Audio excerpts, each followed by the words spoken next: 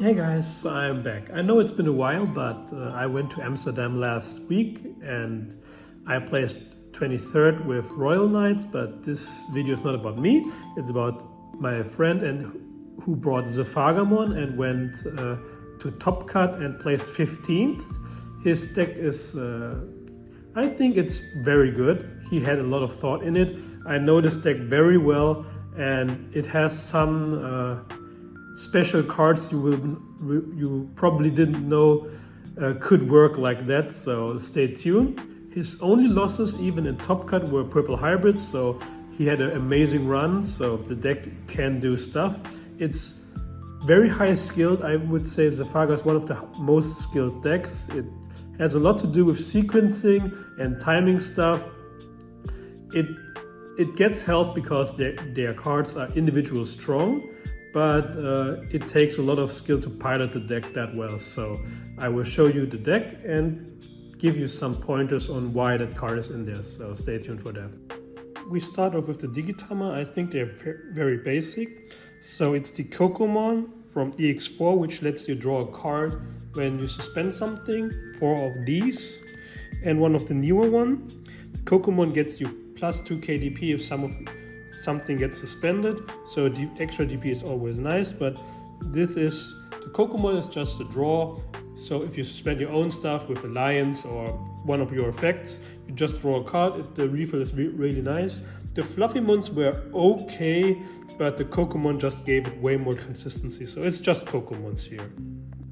Following the Digitamas, I will show you the rookies. Afterwards, I will explain why the rookies are there. So first off, we have EX7 Pteromon twice, starter deck Ptero 3 times, can't play by effect Pomumon, Palmon 2 times, and EX7 Otamamon from the Nature Spirits, which doesn't let you reduce play costs.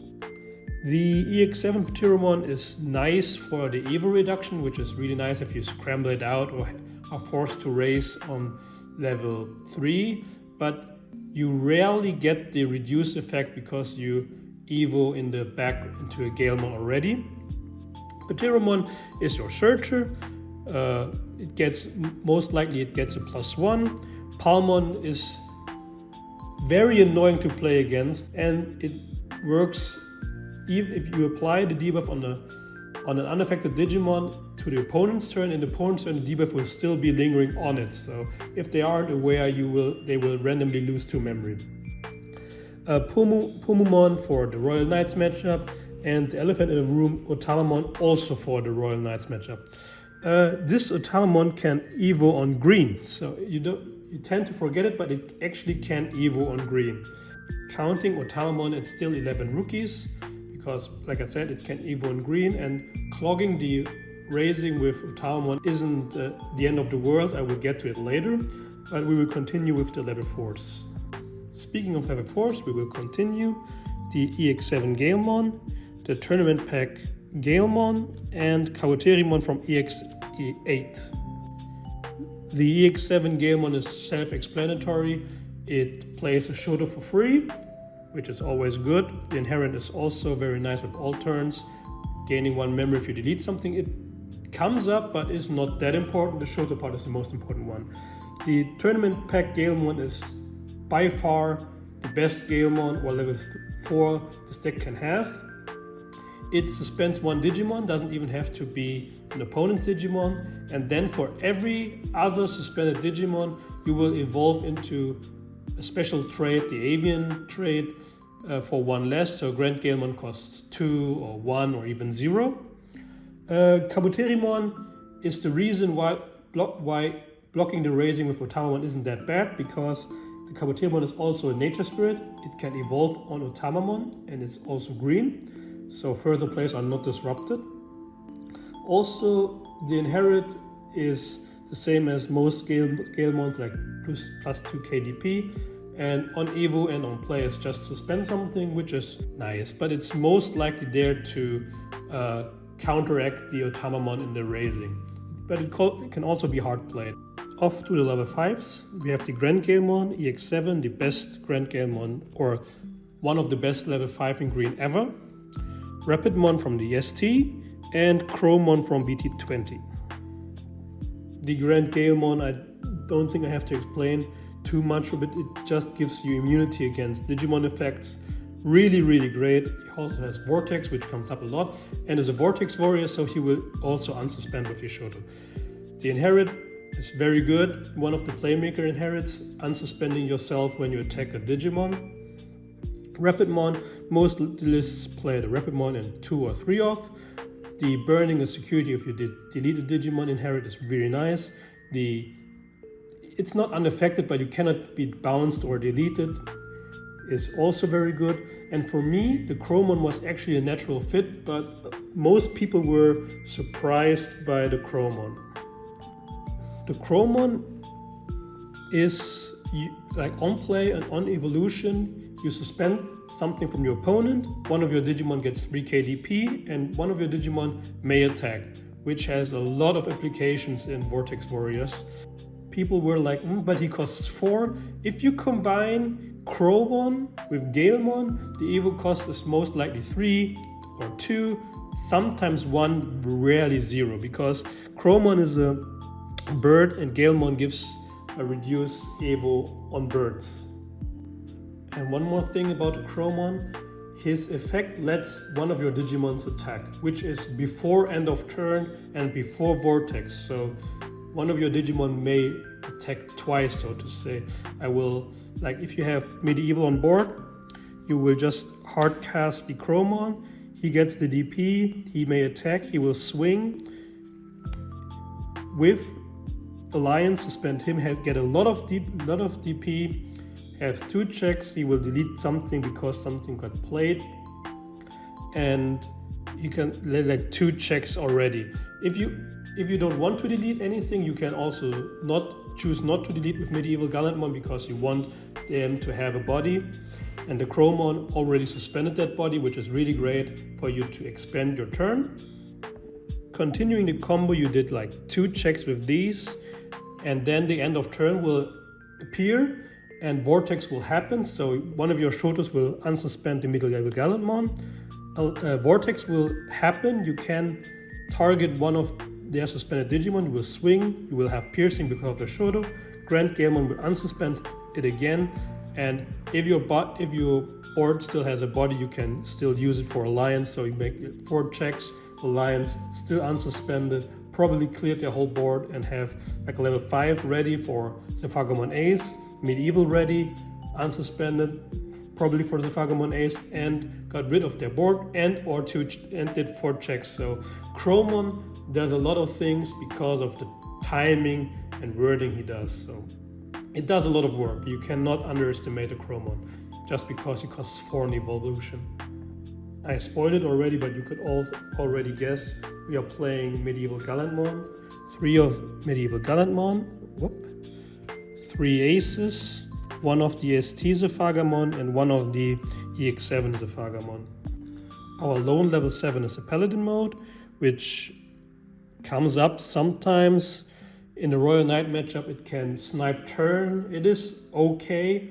He has his uses and can go for finish. So having options to play him is very nice, but it was considered to play more of EX7 Zephagamon or not, but in the end he went with this lineup. Medieval Gallantmon is the best card ever printed.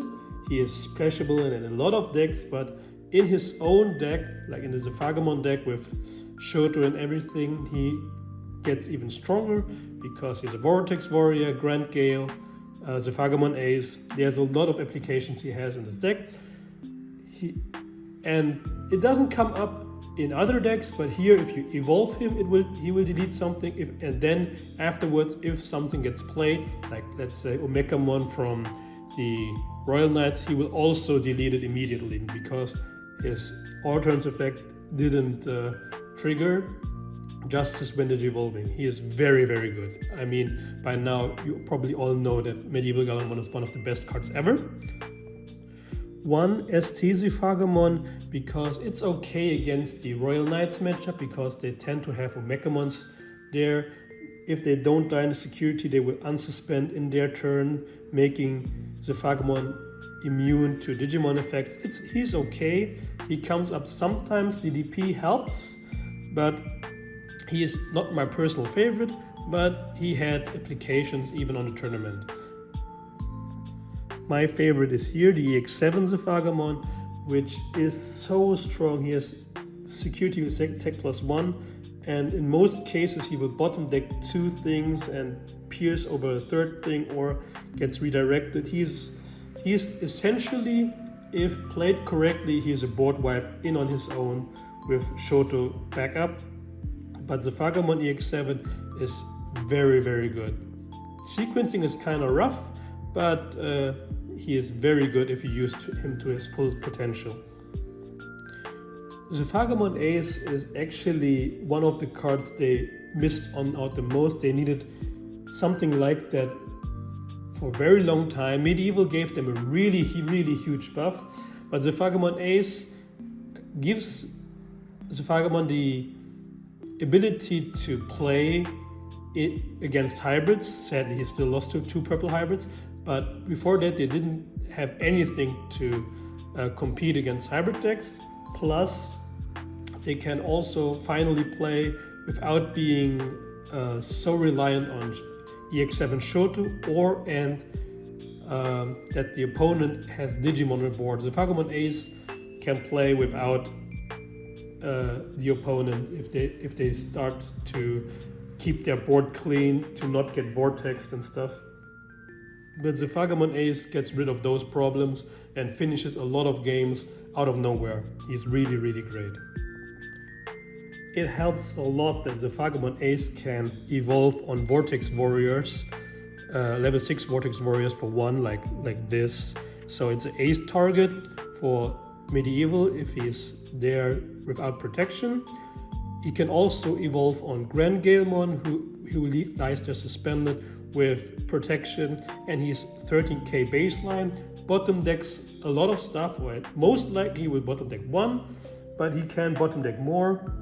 And in on himself, he's like 2 checks in on himself with piercing already. So the Zephagamon Ace was a really, really huge buff to the deck.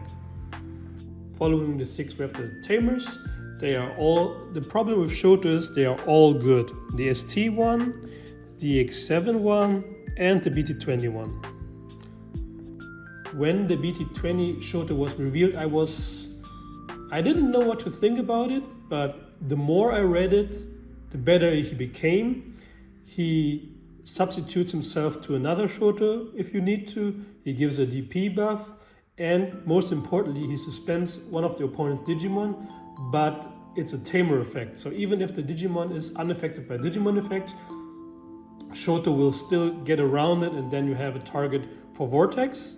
Also, he works like a pseudo scramble without the opponent even needing a board. But with Vortex, it gets so strong to have like a spare body on the field. Vortex and Scramble and Shoto together, they have so much synergy in on itself. EX7 Shoto is the most important one. That's why he's on 3. We were thinking about getting him up to 4, but the space is kind of lacking, and in the end of the day, you always only need 1, so 3 is fine, was his reasoning. So it gives end of turn, it gives piercing, unsuspend is one of your Vortex Warriors, and also blocker. So you can Vortex, use Shoto, unsuspend, get piercing, and all of those shenanigans. With the Zephagar EX7, you can swing, unsuspend him when attacking off the EX7 Zephagar, suspend yourself, bottom deck something, Grand Galemon effect will unsuspend your Zephagamon again, and the swing will still continue, or you use the Shoto to redirect it to the security or potentially for game. So that's why the ST Shoto is still there. In my eyes, he's the weakest one of those 3, but he is still very, very good.